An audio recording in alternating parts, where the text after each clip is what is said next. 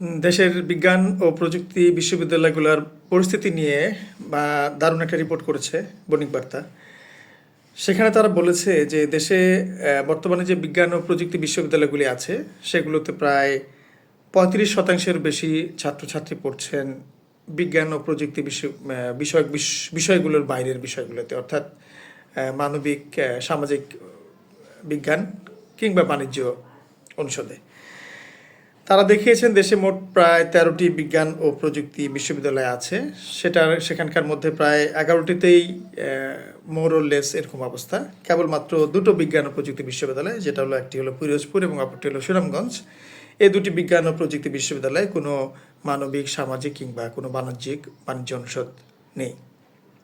তো এই বিষয়ে শিক্ষা মন্ত্রণালয় থেকে এই বিশ্ববিদ্যালয়ের ভিসি বরাবরে 4টা নির্দেশনা দেওয়া হয়েছে। এই নির্দেশনাগুলোর মধ্যে বেশ কঠিন কঠিন নির্দেশনাও দেখা যাচ্ছে।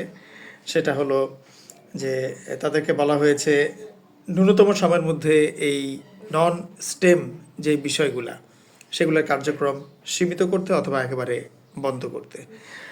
তো এই বিষয়ে দেশের শিক্ষাবিদদের মধ্যে এবং এই ধরনের ভিসিদের মধ্যে নানা ধরনের প্রতিক্রিয়া পাওয়া যাচ্ছে, সেগুলো এখানে সংবাদপত্রটিতে আছে। আমি ইন্ডিভিজুয়ালি সেগুলো হাইলাইট না করে আমি জাস্ট একটু এভাবেই বলতে চাই। সেটা হলো যে শিক্ষাবিদরা বলছেন যে রাতারাতি আসলে প্রথমত হচ্ছে যে এই ধরনের বিষয়টা হওয়াটা বাঞ্ছনীয় ছিল না, কারণ যেটা বিজ্ঞান ও প্রযুক্তি বিশ্ববিদ্যালয়ে তার মেইন ফোকাসটা থাকা ছিল বিজ্ঞান এবং প্রযুক্তির উপরে। কেন বা কিভাবে এগুলো আস্তে আস্তে ফোকাসটা তাদের পরিবর্তন হয়ে গেল, তারা অনেক কথা বলার চেষ্টা করেছেন। কেউ বলার চেষ্টা করেছেন এখানে পলিটিক্সকে আনার চেষ্টা করেছেন, কেউ প্রভাব খাটানোকে, কেউ এরকম বিভিন্ন সুযোগ সুবিধার কথা তারা আনার চেষ্টা করেছেন। তারপরে অনেকে বলেছেন যে ঠিক আছে, এই নন স্টেম যেই বিষয়গুলা সেগুলো যে একবারে প্রয়োজন নেই তাও না, এগুলোরও প্রয়োজন অবশ্যই আছে। তো কিছু কিছু বিশ্ববিদ্যালয় নাকি ইতিমধ্যে তারা কাজ করছেন যে কিভাবে এই বিষয়গুলোকে কমিয়ে আনা যায়। এ ব্যাপারে দেশের প্রথম বিজ্ঞান ও প্রযুক্তি বিশ্ববিদ্যালয় যেটা শাহজালাল বিজ্ঞান ও প্রযুক্তি বিশ্ববিদ্যালয়, ওখান থেকে একটা ভিউজ পাওয়া গেছে। সেটা হলো বলা হচ্ছে যে শাহজালাল বিজ্ঞান ও প্রযুক্তি বিশ্ববিদ্যালয় বিজ্ঞান অনুষদের শিক্ষার্থীদের জন্য আনুষঙ্গিক সহায়ক শিক্ষা কার্যক্রমের অংশ হিসাবে এই মানবিক, সামাজিক এবং বাণিজ্য বিভাগগুলি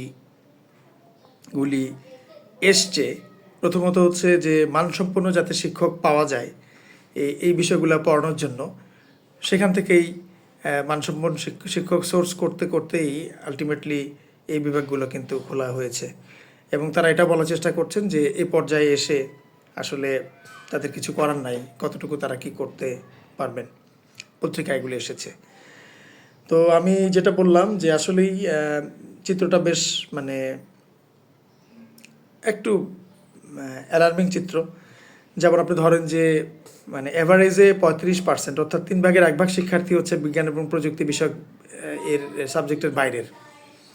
এর মধ্যে একটি বিশ্ববিদ্যালয়, সেটা হলো গোপালগঞ্জ বিজ্ঞান ও প্রযুক্তি বিশ্ববিদ্যালয়। সেখানে দেখা যাচ্ছে যে মোট যদি 11,000 শিক্ষার্থী থাকে, সেখানে প্রায় 5,400 সামথিং, অর্থাৎ পার্সেন্টেজ করলে প্রায় 47% শিক্ষার্থী হচ্ছে আপনার ওই বিজ্ঞান এবং প্রযুক্তির বাইরে, মানবিক, সামাজিক বিজ্ঞান কিংবা বাণিজ্য অনুষদের। আরও দেখা যাচ্ছে রাঙামাটিতেও প্রায় 47%, নোয়াখালীতে 43%, শাহজালাল বিশ্ববিদ্যালয়ে 42% থেকে শুরু করে এরকম 30, এবং সর্বনিম্ন দেখা যাচ্ছে মৌলানা ভাসানীতে 17%। তো এই হলো মোটামুটি একটা চিত্র বাংলাদেশের। তো আসলে আমিও মনে করি বা আমারও মনে হয় যে বিজ্ঞান এবং প্রযুক্তি বিশ্ববিদ্যালয়গুলোর ফোকাসটা আসলে অ্যাকচুয়ালি ওই দিকেই থাকা উচিত, এবং মানবিক বা সামাজিক বিজ্ঞানের বা বাণিজ্য বিভাগের যে পড়াশোনা সেগুলোর ফোকাস অন্য জেনারেল যে বিশ্ববিদ্যালয়গুলো আছে সেদিকে থাকা উচিত, অথবা পিওরলি হিউম্যানিটেরিয়ান কোনো বিশ্ববিদ্যালয়, পিওরলি বিজনেস কোনো বিশ্ববিদ্যালয় এই ধরনের ওপেন করে এই সাবজেক্টগুলোর প্রতি ফোকাস দেয়া যেতে পারে। তো যাক, খুব ইন্টারেস্টিং একটা নিউজ পেলাম, আপনাদের সামনে তুলে ধরলাম। আশা করি আপনাদের ভালো লেগেছে। এই ব্যাপারে কোনো মন্তব্য থাকলে অবশ্যই কমেন্টে জানাবেন, আপনাদের সাথে শেয়ার করা হবে। ধন্যবাদ। সালাম আলাইকুম।